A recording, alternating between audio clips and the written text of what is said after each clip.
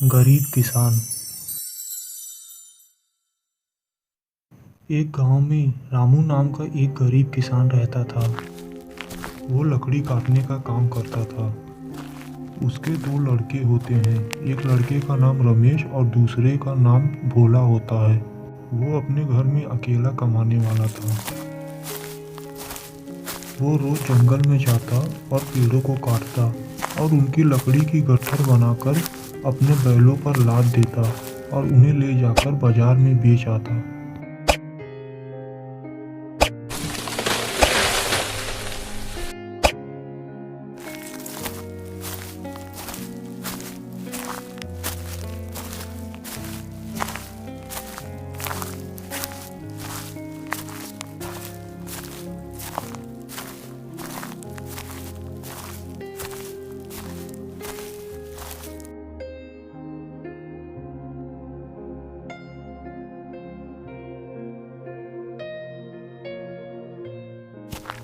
एक दिन जब वो शाम को अपने घर लौटा तो अपने बड़े बेटे से कहा, बेटा तुम भी कहीं काम करो, दो पैसे घर में आएंगे तो अच्छा रहेगा।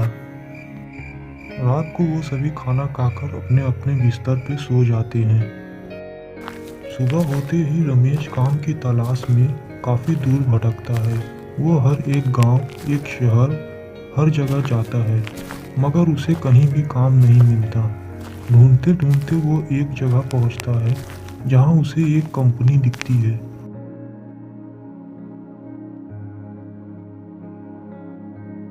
वहां जाकर वो दरवाजा ठकठकाता है। तभी अंदर से एक आदमी आता है और पूछता है, क्या हुआ भाई, क्यों दरवाजा ठोक रहे हो? रमेश बोलता है कि मुझे काम चाहिए, अगर आप मुझे काम पर रख लेंगे तो बड़ी मेहरबानी होगी। वो आदमी बोलता है, ठीक है, कल से काम पर आ जाना।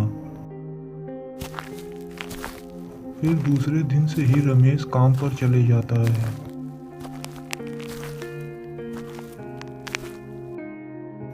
और उसका पिता रामू भी अपने जंगल लकड़ियां काटने चले जाता है।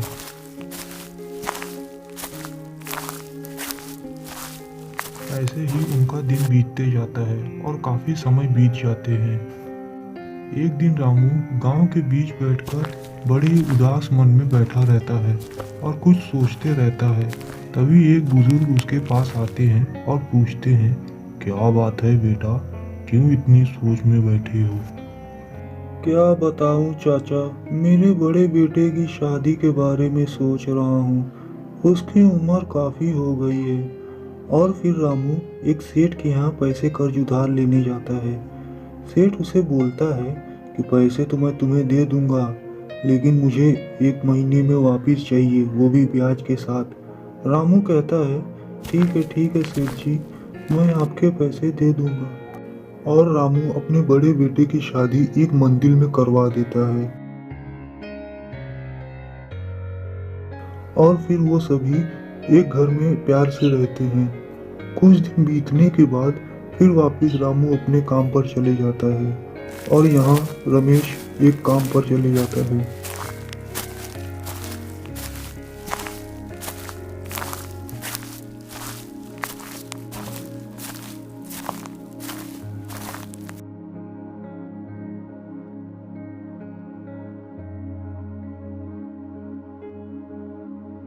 ऐसे ही काफी समय बीत जाता है।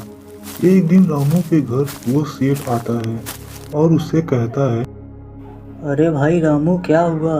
इतने दिन हो गए, शादी भी कर ली, अब मेरे पैसे कब चुका रहे हो? अरे सेठ, मैं आपके पैसे जल्द ही चुका दूंगा, मुझे थोड़ा और वक्त दीजिए।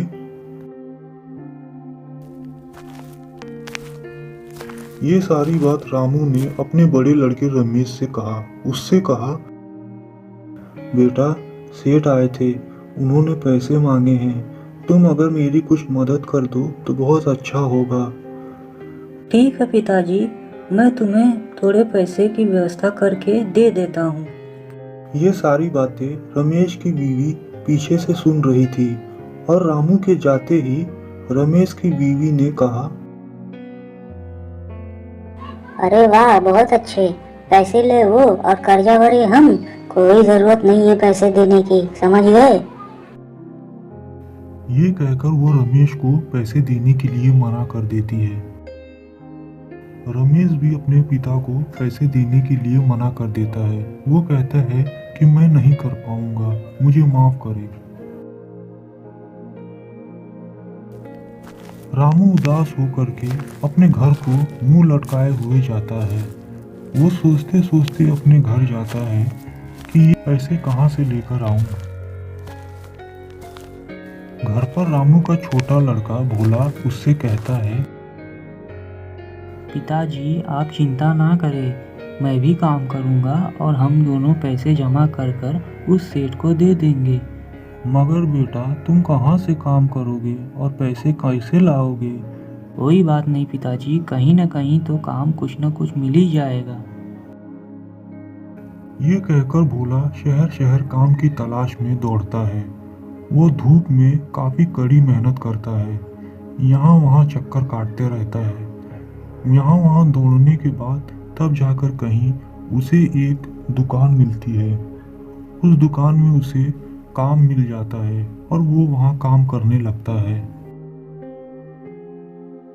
फिर ऐसे ही भोला को काम करते करते पूरे 1 महीने बीत जाते हैं। 1 महीने बीतने के बाद उसकी पहली तनख्वाह आती है और वो अपनी तनख्वाह ला करके रामू यथा अपने पिता को देता है। उसके पिता बहुत खुश होते हैं। एक सवेरे जब रमेश काम के लिए जाता है तो उसे पता चलता है कि उसका मैनेजर उसे काम पे नहीं रखता।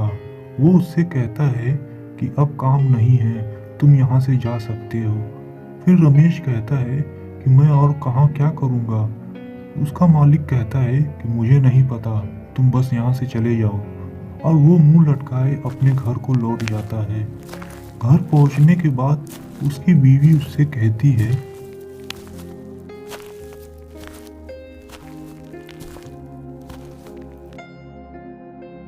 अरे क्या हुआ, क्यों मुंह लटका कर बैठे हो? इतने उदास क्यों हो और काम से वापस क्यों आ गए? अरे क्या बताऊं, मेरे मालिक ने मुझे घर भेज दिया, कहा कि काम नहीं है। अरे कोई बात नहीं, इस वक्त हमें पिताजी के पास चलना चाहिए, वही हमारी मदद कर सकते हैं। ये कहकर वो दोनों अपने पिता रामू के पास जाते हैं।